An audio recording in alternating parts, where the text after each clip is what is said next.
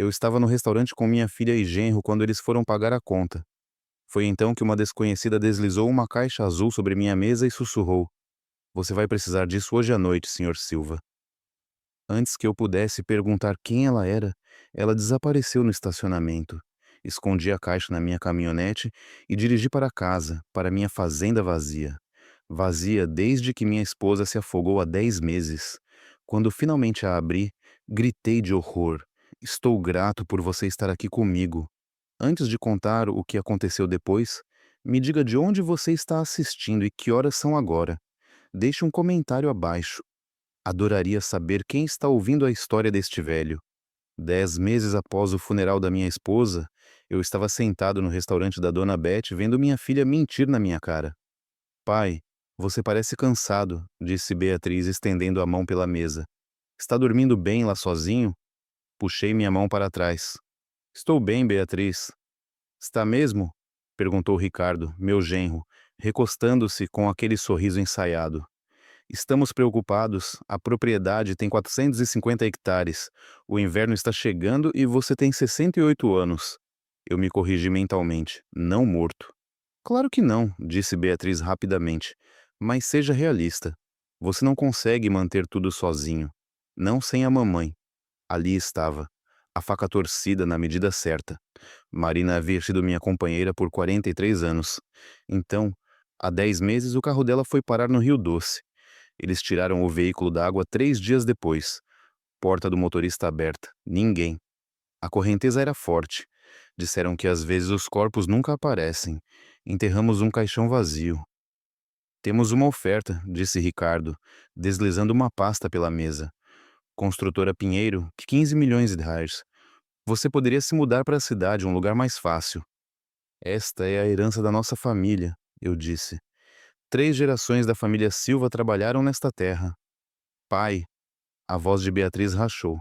"A mamãe não iria querer você sofrendo. Ela ia querer você seguro."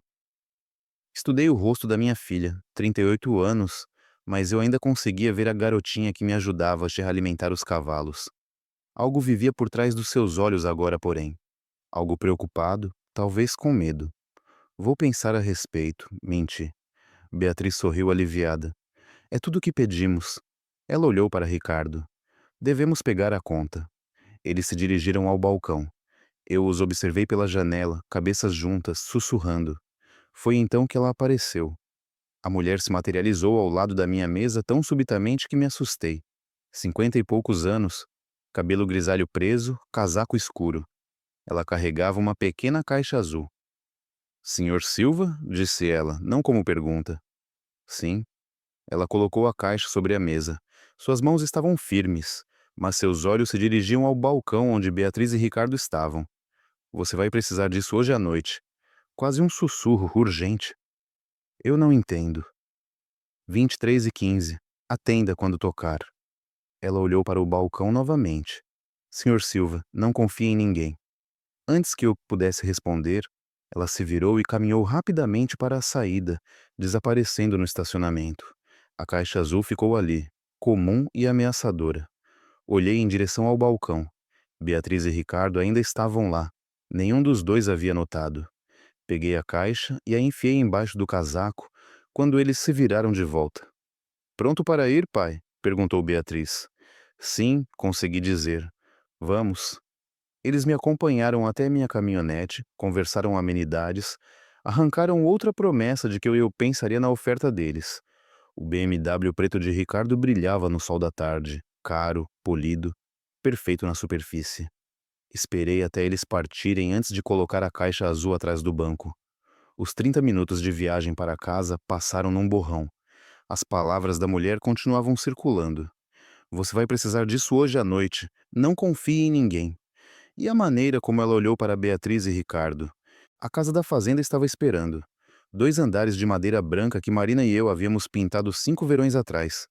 O celeiro à esquerda, campo se estendendo em direção às montanhas de Minas.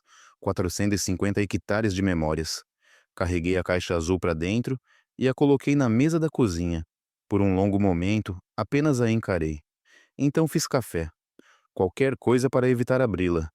Mas conforme a escuridão se espalhou pela fazenda, Não consegui mais ignorá-la. Esperei até meia-noite para abri-la. Quando o fiz, minhas mãos não paravam de tremer. Dentro estava o celular da Marina, aquele que foi parar no Rio Doce com ela há 10 meses. Por 2 horas, sentei naquela mesa da cozinha, incapaz de me mover. O celular da Marina estava na minha frente como evidência de uma cena de crime.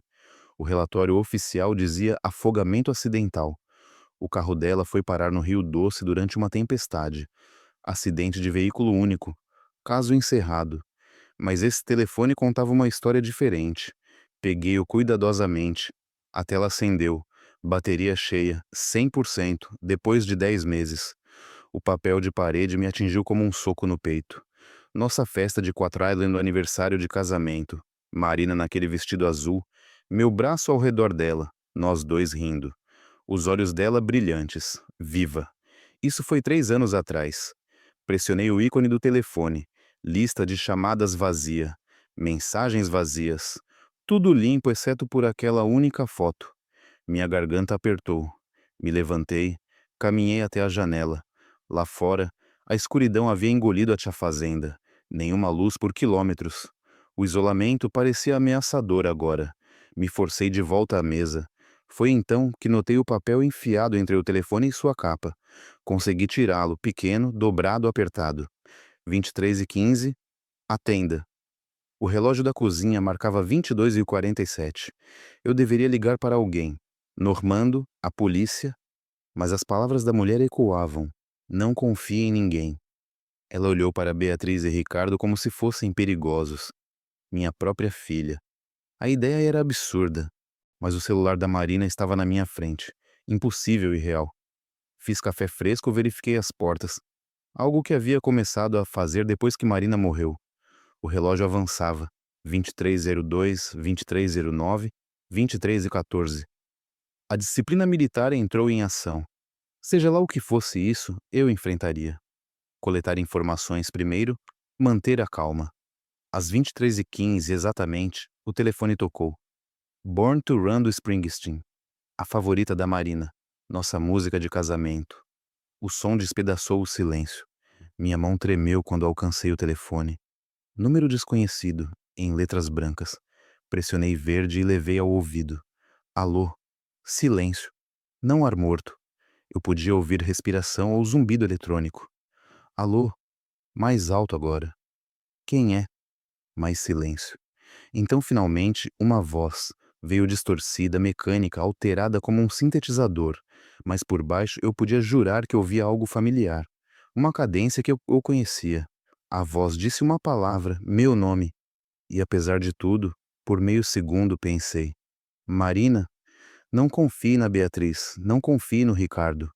Não confie no delegado Tavares. Uma pausa. Apertei o telefone com mais força. Sua vida está em perigo. A linha ficou muda. Fiquei congelado. Telefone ainda pressionado no ouvido, ouvindo o silêncio. O relógio marcou 23h16. A casa rangeu. Lá fora algo se moveu na escuridão. Coloquei o telefone cuidadosamente e o encarei.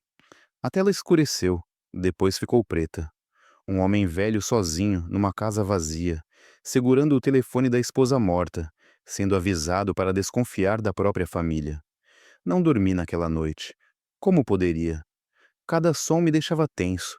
Cada sombra parecia errada. Continuei repassando aquela voz. A distorção não podia esconder tudo.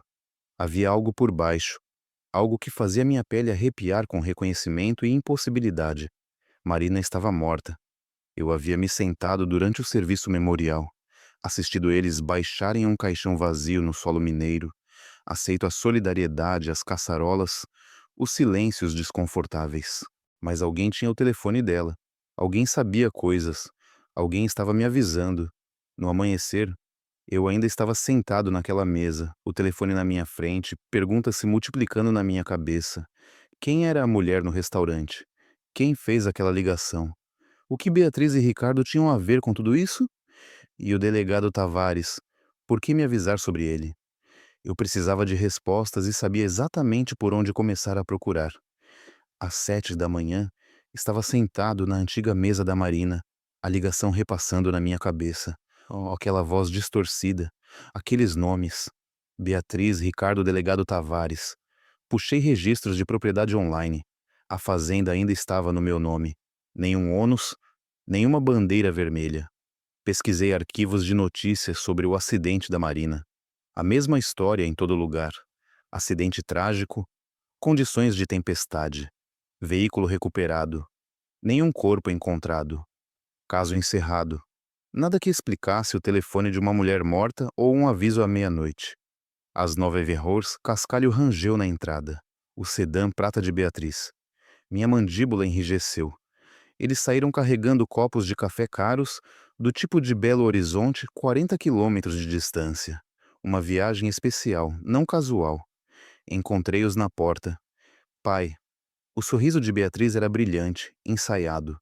Trouxemos café, aquele torra escura que você gosta. Peguei o copo, mas não bebi. Velho hábito militar. Nunca consumir nada que você não viu ser preparado. Meio cedo para uma visita. Estávamos preocupados depois de ontem, disse Ricardo, entrando como se fosse dono do lugar. Você parecia estressado. Estou bem. Está mesmo? Beatriz o seguiu até a cozinha. Por que, pai? Precisamos conversar seriamente. O inverno está chegando. Você está aqui sozinho. E se o aquecedor quebrar? E se você cair? E se algo acontecer e ninguém te encontrar por dias? A tática do medo. Fazer o velho ficar com medo. Sobrevivi a 68 invernos, disse calmamente. Vou sobreviver a este. Ricardo se encostou no balcão, braços cruzados. A oferta da construtora Pinheiro é incrivelmente generosa. 15 milhões. Você nunca mais se preocuparia com dinheiro. Poderia se mudar para a cidade, uma daquelas comunidades legais para idosos. Não vou me mudar para uma comunidade de idosos. Então, mais perto da gente, Beatriz saltou. Há um ótimo condomínio perto da nossa casa. Moderno, seguro, tudo no térreo. Eu não quero um condomínio. O sorriso de Ricardo ficou mais fino. Isso não é sobre o que você quer, é sobre o que é realista. Esta propriedade é demais para uma pessoa. Esse é meu problema, não de vocês. Somos família, disse Beatriz, voz falhando. A mamãe iria querer você seguro. Ela não iria querer você, lutando aqui sozinho. Olhei para minha filha. Realmente olhei. As roupas de grife, joias caras, maquiagem cuidadosamente aplicada que não conseguia esconder as olheiras sob seus olhos. Ela parecia exausta, preocupada, talvez com medo. Vou pensar a respeito. Menti novamente. Ricardo se endireitou. É tudo o que estamos pedindo. Mas, Carlos, não podemos ficar parados vendo você lutar.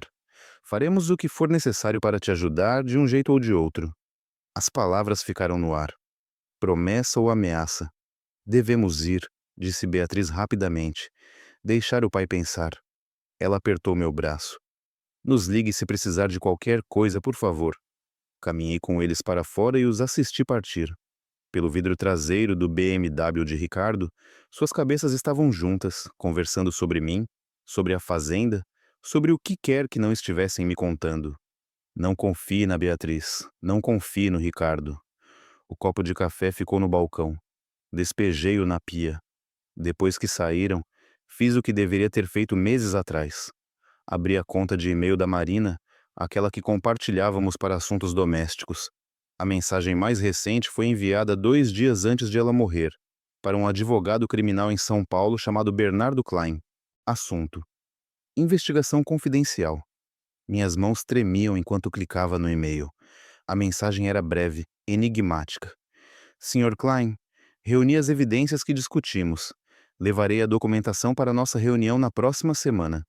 Obrigada por sua orientação sobre como proceder. MS. Pesquisei o nome. Bernardo Klein, advogado criminal, São Paulo.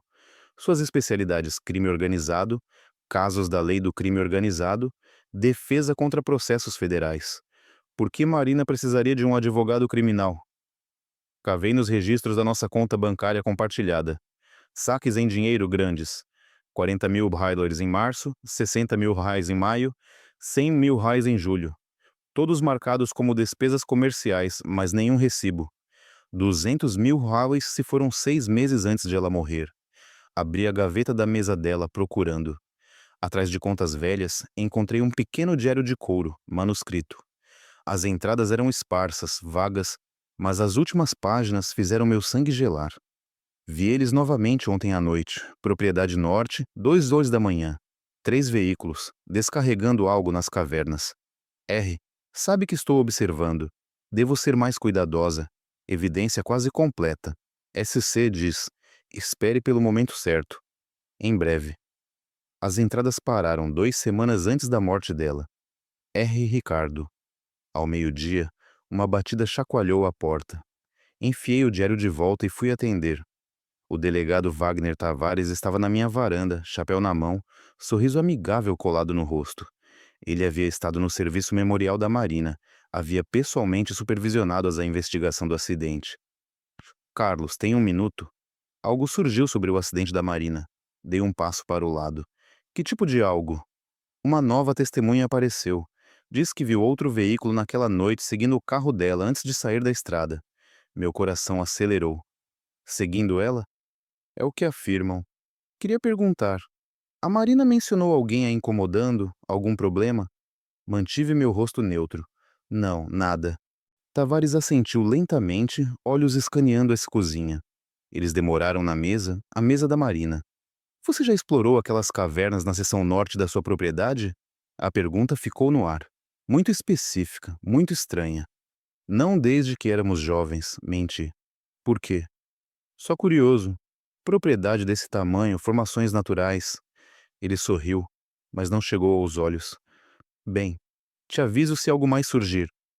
Depois que ele saiu, observei a viatura dele desaparecer pela entrada. Algo sobre aquela visita parecia errado. O tempo, as perguntas, a maneira como ele olhou para a mesa da Marina. Voltei à gaveta e tirei tudo. Foi então que encontrei um bilhete dobrado enfiado atrás do diário. Caligrafia da Marina, trêmula, urgente. A verdade está enterrada, onde plantamos o carvalho memorial. Se você está lendo isso, eu já me fui. A evidência está comigo. SC tem plano de backup. Confie na agente Sandra Cooper. Não confie em mais ninguém. Especialmente não na aplicação da lei local. Abaixo disso, um número de telefone. E abaixo disso, eu te amo, Carlos, me desculpe. Meu peito apertou. Li novamente. Carvalho Memorial. A árvore que plantamos para a mãe dela há 30 anos. Jardim Norte. Meu telefone tocou. Número desconhecido. Mensagem de texto. Esposo da Marina. Me encontre no seu celeiro hoje à noite. 23 Vers. Venha sozinho. SC. Coloquei minha velha pistola de serviço no cinto. Hábitos do exército morrem devagar. E me dirigi para abrir a escuridão. A noite de novembro já estava fria, lua escondida atrás de nuvens. O celeiro ficava a 100 metros da casa, uma forma escura contra um céu mais escuro. Me movi cuidadosamente, escaneando o perímetro do jeito que fui treinado décadas atrás. Verifique suas saídas, conheça seu terreno. Às 23 em ponto, a porta do celeiro rangeu. Senhor Silva, uma voz das sombras. Não tenha medo. Uma figura saiu para o brilho da lanterna, a bateria que eu havia deixado na bancada. Mulher, final dos 40, roupas profissionais, credenciais da Polícia Federal erguidas, onde eu podia vê-las claramente. Sou a agente Sandra Cooper, Polícia Federal. Ela abaixou o distintivo. Sua esposa estava trabalhando comigo. As palavras me atingiram como um golpe físico. Marina trabalhando com a Polícia Federal por 18 meses. Ela veio até nós depois de descobrir atividade ilegal na sua propriedade. Me apoiei na bancada tentando processar. Que tipo de atividade? Sua propriedade tem um sistema de cavernas naturais na seção norte. Alguém estava usando para armazenar contrabando. Carregamentos de drogas subindo da fronteira.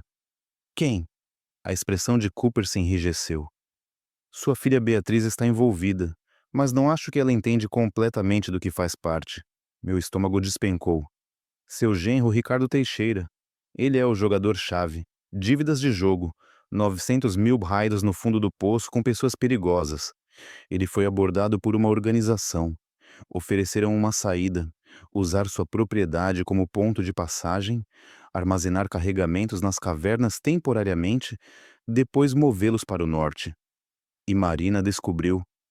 Ela descobriu por acidente. Viu atividade incomum, veículos tarde da noite, pessoas que não reconhecia. Investigou por conta própria. Perigoso, mas corajoso. Cooper se aproximou.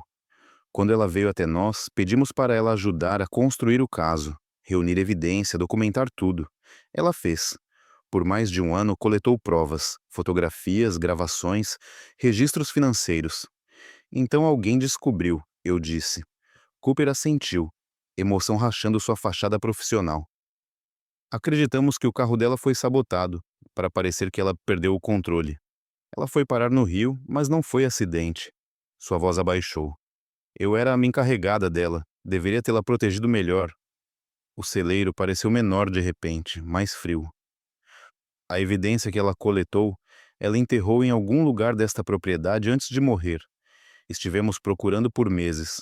Não encontramos. O bilhete que encontrei hoje, eu disse, Carvalho Memorial. Isso significa alguma coisa? A árvore de carvalho que plantamos para a mãe dela, Jardim Norte. Os olhos de Cooper se iluminaram. Precisamos encontrar essa evidência. Amanhã terei meu parceiro te encontrando. Agente Sérgio Henrique. Ele pode fornecer mais detalhes, mas hoje à noite... Ela parou no meio da frase. Um som. Veículos se aproximando. Faróis varreram a entrada, visíveis pela janela do celeiro. Cooper pôs a mão na arma. Como eles souberam? Pela janela vi claramente o BMW preto de Ricardo, a viatura de Tavares e, atrás deles, um terceiro veículo que não reconheci. Eles estão aqui, Cooper sussurrou. Ela enfiou um pedaço de papel na minha mão. Carvalho Memorial, Jardim Norte. Mas ela já havia se foi, desaparecendo pela porta dos fundos na escuridão. A porta do celeiro se abriu. Não tinha onde me esconder. Prendi a respiração enquanto passos entraram no celeiro. Pressionado contra a parede atrás do trator velho, eu podia vê-los através das lacunas na maquinaria. Ricardo, delegado Tavares e dois homens que não reconhecia, grandes, de rosto duro, armados. Ele tem feito perguntas. A voz de Ricardo estava tensa, agitada, procurando pelas coisas da Marina, olhando registros bancários. Relaxa, o tom de Tavares era desdenhoso.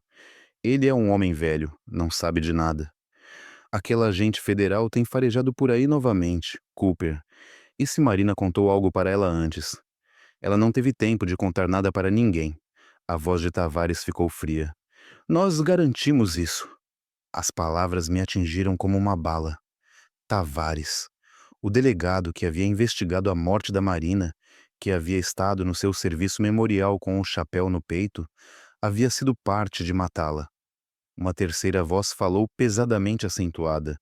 Temos problema. Homem no restaurante viu esposa dar caixa, caixa azul. Um dos homens de Navarro. Que caixa? Tavares exigiu. Ricardo praguejou violentamente. É assim que Cooper contatou ele, o telefone, droga. Eles se moveram mais fundo no celeiro. Me pressionei mais contra o metal sem respirar. Precisamos mover o último carregamento neste fim de semana, disse Ricardo. Limpar as cavernas antes dos federais conseguirem um mandado. O pessoal do Navarro está ficando nervoso. E o velho? Um dos estranhos perguntou. A resposta de Tavares foi casual, arrepiante. Acidentes acontecem em fazendas o tempo todo. Equipamento agrícola é perigoso. Tratores tombam. Pessoas caem em poços. Eles estavam planejando me matar do mesmo jeito que mataram Marina. Procuraram no celeiro, verificando o sótão, olhando atrás de fardos de feno, mas era grande e escuro e entulhado com 40 anos de equipamento acumulado. Depois de 5 minutos, Ricardo ficou impaciente. Ele provavelmente está na casa, lidaremos com ele amanhã. Hoje à noite, garantimos o carregamento. Os veículos partiram, luzes traseiras desaparecendo pela entrada. Esperei 10 minutos em silêncio absoluto, coração martelando, raiva construindo no meu peito como pressão numa caldeira. Marina não havia simplesmente morrido. Ela havia sido assassinada por esses homens. E Tavares havia encoberto. Lembrei do bilhete de Cooper. Carvalho Memorial. Jardim Norte. Saí pela parte de trás do celeiro e me movi pela escuridão.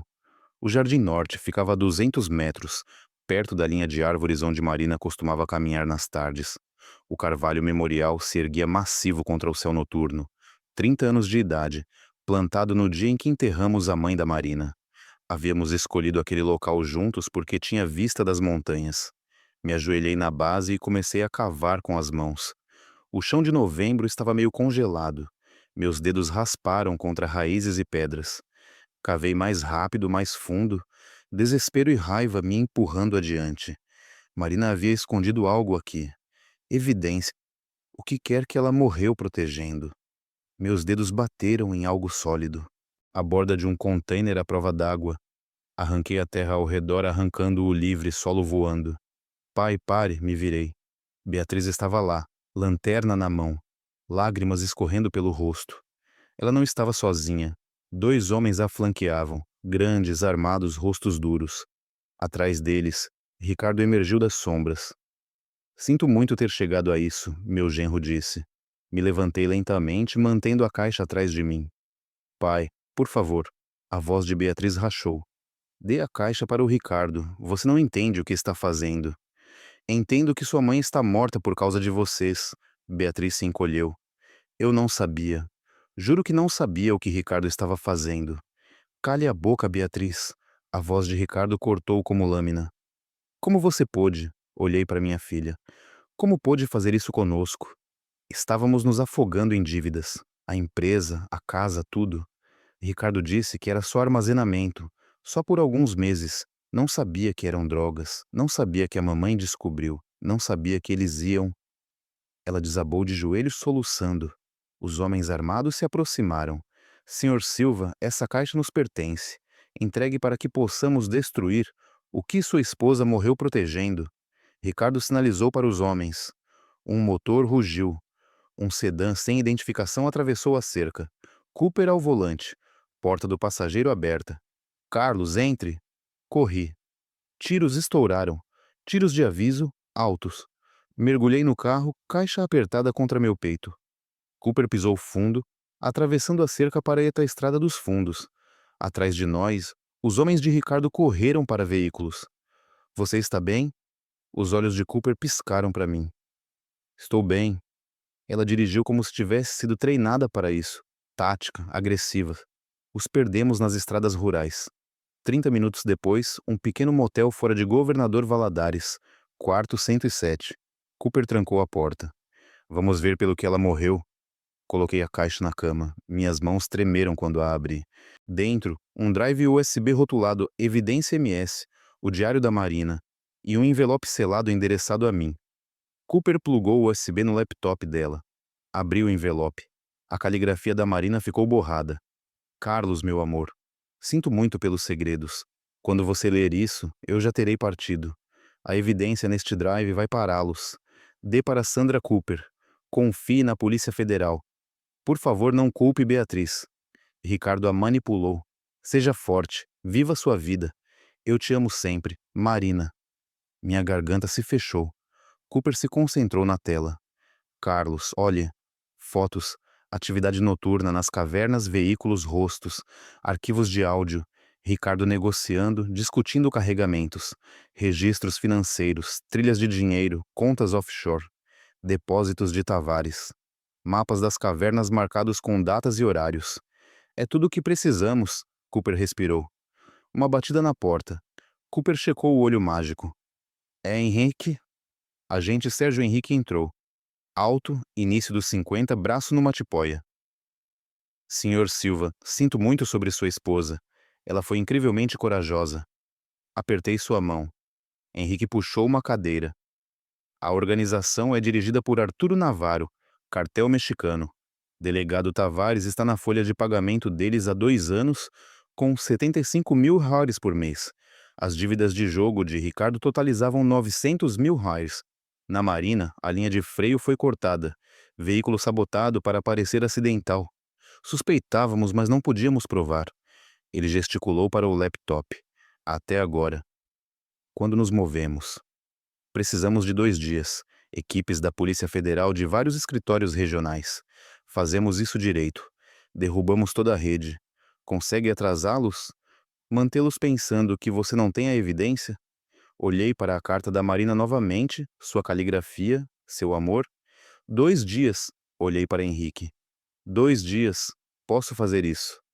Por Marina, eu podia fazer qualquer coisa.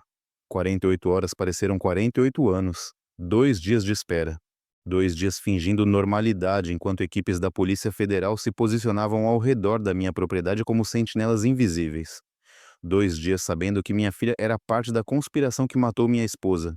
Agora, às 19 horas numa tarde fria, eu estava na minha cozinha vendo os veículos chegarem pela janela. O sedã prata de Beatriz chegou primeiro, depois o BMW preto de Ricardo, a viatura de Tavares e finalmente um SUV preto com vidros escuros. Homens do Navarro. Estamos em posição. A voz de Cooper crepitou suavemente no pequeno fone escondido no meu ouvido. 12 agentes ao redor do perímetro. Mantenha a calma, Carlos, estamos com você. Abri a porta antes que pudessem bater. Entraram um por um. Beatriz parecia doente de preocupação, os olhos vermelhos e inchados. Ricardo estava frio e controlado, mandíbula travada. Tavares usava seu sorriso falso amigável como uma máscara. E os 2 homens do SUV pareciam exatamente o que eram: assassinos de aluguel. Nos reunimos ao redor da minha mesa da cozinha, a mesma mesa onde Marina e eu havíamos compartilhado 40 anos de refeições, de café da manhã, de conversas noturnas sobre nossos sonhos. Agora estava cercada pelas pessoas que a assassinaram. O silêncio se estendeu, espesso e sufocante. Você queria conversar? Ricardo finalmente quebrou o silêncio, recostando-se na cadeira com falsa confiança. Então fale. Respirei devagar. Sei tudo sobre as cavernas na propriedade norte, as drogas sendo armazenadas lá, o dinheiro mudando de mãos, e sei o que vocês fizeram com Marina. Tavares se levantou rápido, cadeira raspando no chão. Cuidado, Carlos. Você está fazendo algumas acusações sérias aqui. Estou? Mantive minha voz firme, controlada. Ou estou apenas repetindo o que ouvi vocês dizerem com meus próprios ouvidos 2 noites atrás no meu celeiro? Ela não teve tempo de contar nada para ninguém. Nós garantimos isso. Essas foram suas palavras exatas, Tavares. O rosto de Ricardo mudou. A máscara escorregou. A percepção despontou em seus olhos de que eu havia estado lá, escondido, ouvindo. Pai, por favor. A voz de Beatriz rachou com desespero. Eu nunca quis que a mamãe... Cale a boca. A mão de Ricardo disparou, agarrando o braço dela com força suficiente para deixar hematomas. Nem mais uma palavra. Vi claramente então o controle que ele tinha sobre ela, a maneira como ela se encolheu ao toque dele, o medo nos olhos dela. Marina passou 18 meses construindo um caso contra todos vocês, disse, olhando para cada um por sua vez. Cada carregamento documentado, cada transação gravada, cada conversa que ela ouviu por acaso, está tudo lá. Cada pedaço de evidência. A mão de Tavares se moveu lentamente em direção à arma no quadril. Onde está? A voz de Ricardo estava mortalmente calma. Onde está a evidência? Já com a Polícia Federal. A mentira saiu suave, ensaiada. Tudo. Os agentes tiveram por 2 dias. Estão construindo o caso agora. Oh. Você está blefando, Ricardo explodiu, batendo o punho na mesa. Um dos homens de Navarro se levantou, a arma aparecendo na mão como mágica. O chefe não vai gostar disto. Precisamos limpar isso agora mesmo. Não, Beatriz gritou de repente, voz crua de angústia. Pai, sinto muito. Deus, sinto tanto. Não sabia sobre a mamãe. Juro que não sabia. Ricardo disse que era só lavagem de dinheiro. Só armazenamento temporário. Não sabia que eram drogas. Não sabia que pessoas iam morrer. Ela se virou contra Ricardo. Anos de manipulação e controle se despedaçando. Você a matou. Você matou minha mãe. Disse que seria simples, que ninguém se machucaria, mas você a matou. A mão de Ricardo pegou ela no rosto com um estalo que ecoou na cozinha. Eu disse, cale a boca. Avancei para proteger minha filha. Tavares me bloqueou. Mãos agarraram. Vozes se ergueram. A sala explodiu em caos. Então, de repente, as luzes se apagaram. O sinal da Polícia Federal. Escuridão. Gritos. O estrondo de portas sendo arrombadas. Polícia Federal, mãos para cima. Feixes de lanterna cortaram o preto como holofotes. Mais gritos, tiros de aviso disparados no teto. Alguém me derrubou no chão, e percebi que era um agente me protegendo do fogo cruzado. O gerador de emergência entrou em ação. Luzes piscaram, depois se firmaram. A cena que emergiu do caos. Homens de Navarro de bruços no chão, mãos algemadas atrás das costas. Tavares pressionado contra a parede, arma tirada. Cooper lendo seus direitos numa voz fria como gelo. Ricardo tentando correr para a porta dos fundos. Henrique, apesar do braço machucado, derrubando-o com um movimento que falava de anos de treinamento tático. Beatriz desabou na cadeira, mãos erguidas, não resistindo, lágrimas e rímel escorrendo pelo rosto em rios pretos. Mais agentes da Polícia Federal inundaram. A cozinha, que havia sido meu santuário, se tornou um centro de comando da autoridade federal. Você está bem? Cooper apareceu ao meu lado, mãos firmes no meu ombro. Assenti, incapaz de falar, observando eles processarem Ricardo. Ele lutou contra as algemas, praguejando, ameaçando, a máscara completamente tirada agora para revelar o monstro por baixo. Beatriz foi ajudada a se levantar, cooperou completamente, oferecendo os pulsos para as algemas sem resistência. Ela olhou para mim uma última vez. Sinto muito, papai. Sinto muito, muito. Me virei. Eles a levaram para o veículo da Polícia Federal. Pela janela, vi ela olhar para trás uma vez mais. O rosto dela um retrato de devastação e arrependimento. Não acenei, não a reconheci.